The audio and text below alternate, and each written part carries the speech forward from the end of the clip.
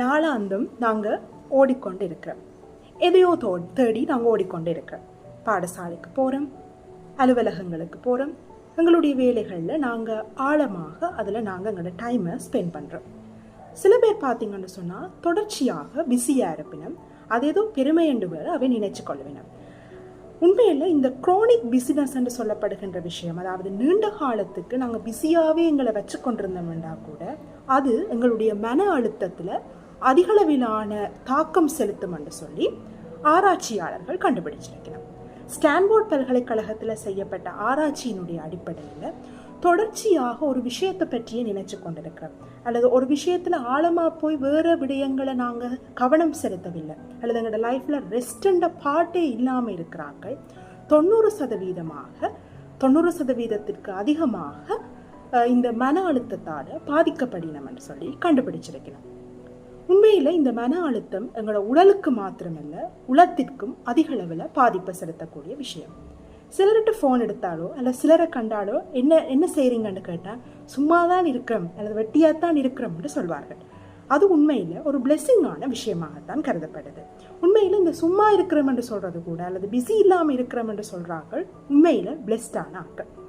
எப்படி என்று சொல்லி சொன்னால், நாங்கள் எவ்வளவுதான் வேலையில் இருந்தாலும் கூட கொஞ்சம் நாங்கள் ரெஸ்ட் எடுத்துக்கொள்ள வேண்டும்.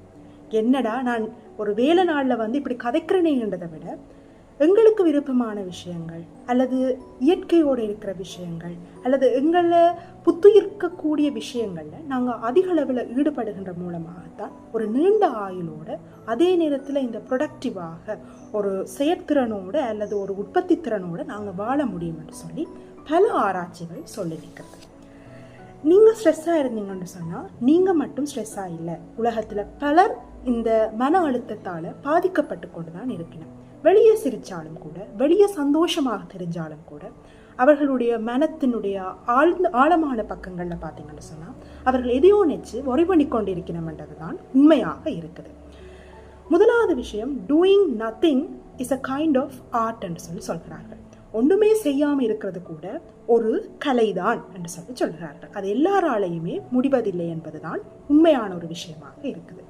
ஆனால் ஒரு ரெஸ்ட் எடுக்கிறோம்னு சொன்னால் அதை எப்படி நாங்கள் ப்ரொடக்டிவாக எடுக்கிறதுன்றதை வச்சுத்தான் பார்த்தீங்கன்னு சொன்னால் எங்களோட வாழ்க்கையில் சந்தோஷங்களோ அல்லது வாழ்க்கையில் நாங்கள் திரும்பி எனர்ஜைஸ் ஆகிறதோ அல்லது திரும்பி நாங்கள் சந்தோஷமாகிறதோ தங்கி இருக்கு. முதலாவது விஷயம் மியூசிக். உங்களுக்கு பிடிச்ச காமான மியூசிக்கை நீங்கள் அதிக அளவில் கேளுங்க.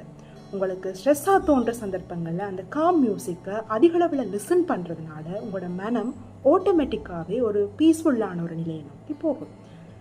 ரெண்டாவது விஷயம் பார்த்தீங்கன்னு சொன்னால் எலோன் டைம்னு சொல்லுவோம், அதாவது தனிமையான நேரங்கள்.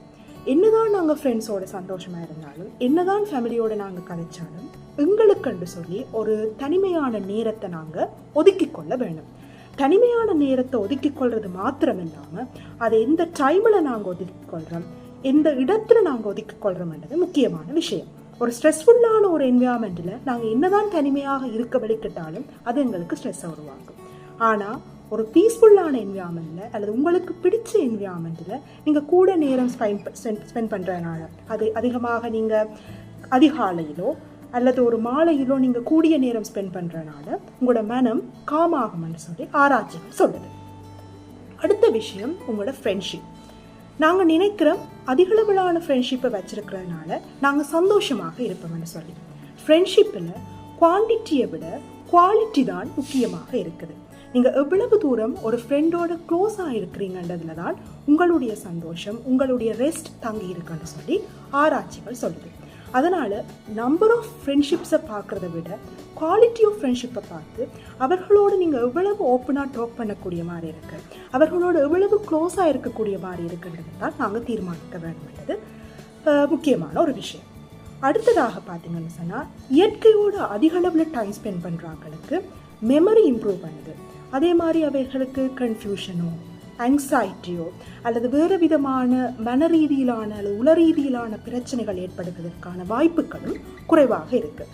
அதனால் அதிகளவு இயற்கையோடு ஸ்பெண்ட் பண்ணுங்கள். காலையில் அல்லது மாலையில் அல்லது உங்களுக்கு ஃப்ரீயாக இருக்கிற நேரம் ஒரு மரத்தை பார்த்தா கூட உங்களுடைய மனம் காம் ஆகுதுன்னு சொல்லித்தான் பல புத்தகங்களும் பல ஆராய்ச்சிகளும் தெரிவிக்குது.